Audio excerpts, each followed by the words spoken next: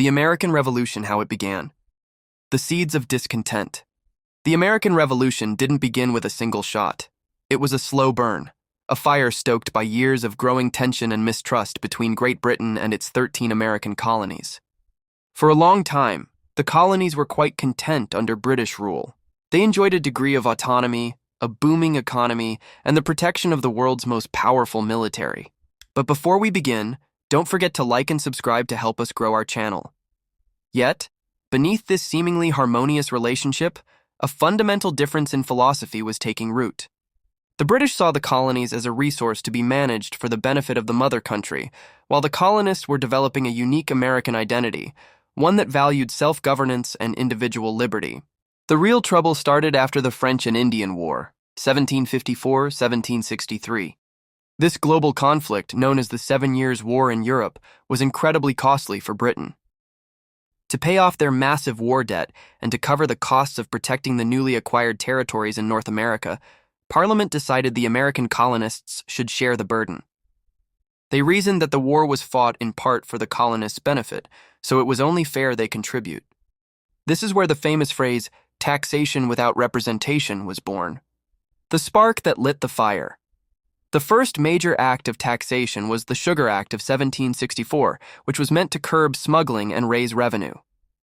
It was followed by the Stamp Act of 1765, a tax on virtually all printed materials, newspapers, legal documents, playing cards, even diplomas.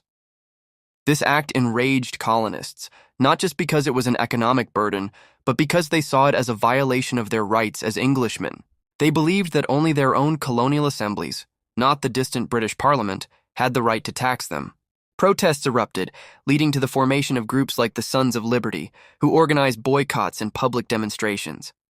The pressure was so intense that Parliament repealed the Stamp Act a year later, but they simultaneously passed the Declaratory Act, which stated they had the full power to legislate for the colonies in all cases whatsoever. This was a clear signal that the underlying conflict over authority was far from resolved. The cycle of British taxation and colonial resistance continued. The Townshend Acts of 1767 placed taxes on imported goods like glass, lead, paper, and tea. The colonists responded with more boycotts, which were surprisingly effective. The growing animosity led to the Boston Massacre in 1770, a tragic incident where British soldiers fired on a crowd of colonists, killing 5. This event, though small in scale, was a powerful piece of propaganda for the patriot cause, fueling the narrative of a tyrannical Britain oppressing its innocent colonists. Don't forget to like and subscribe to help us grow our channel. The breaking point.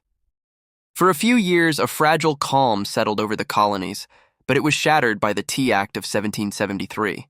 This act was not a new tax, but a measure designed to help the struggling British East India Company by giving it a monopoly on tea sales in the colonies. The colonists saw this as a backdoor way to trick them into accepting Parliament's right to tax. In protest, a group of colonists, disguised as Native Americans, boarded 3 ships in Boston Harbor and dumped 342 chests of tea into the water in an event known as the Boston Tea Party.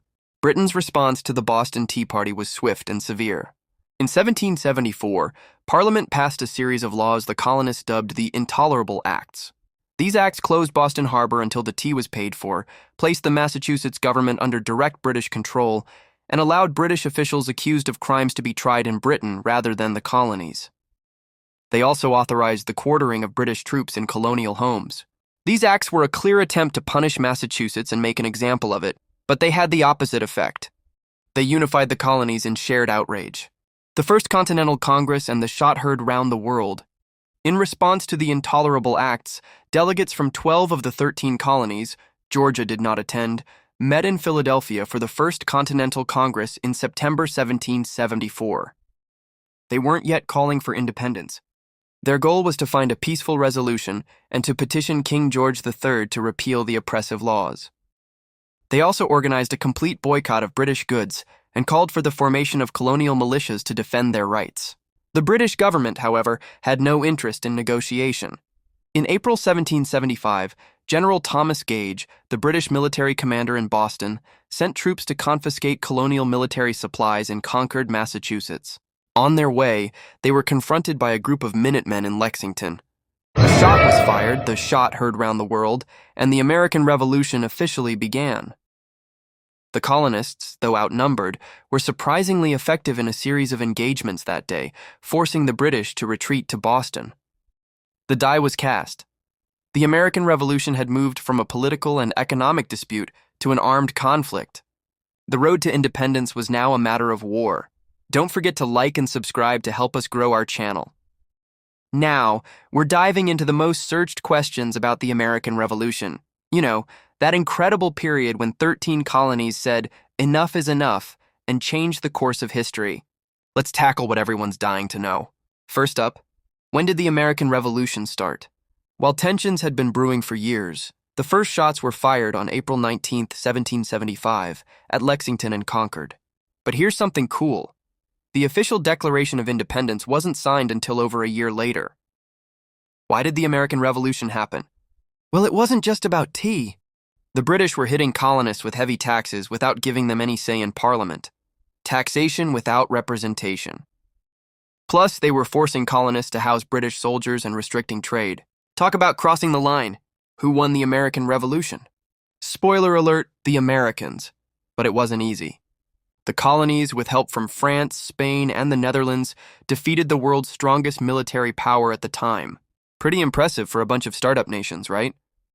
How long did the American Revolution last? The fighting went on for 8 years, from 1775 to 1783, ending with the Treaty of Paris. That's longer than both world wars. Who were the key players? George Washington led the Continental Army, but don't forget about Benjamin Franklin sweet-talking the French into helping, or Thomas Jefferson penning that famous declaration. On the British side, King George III and General Cornwallis were the main characters in this drama. What were the major battles? Lexington and Concord kicked things off, but Saratoga was the real game changer. It convinced France to join Team America. And of course, Yorktown in 1781 was the grand finale where Cornwallis surrendered. How did the colonists actually win? Guerrilla warfare, home field advantage, and French support were huge factors. Plus, the British were fighting a war an ocean away. Talk about a logistical nightmare. What happened to the Loyalists?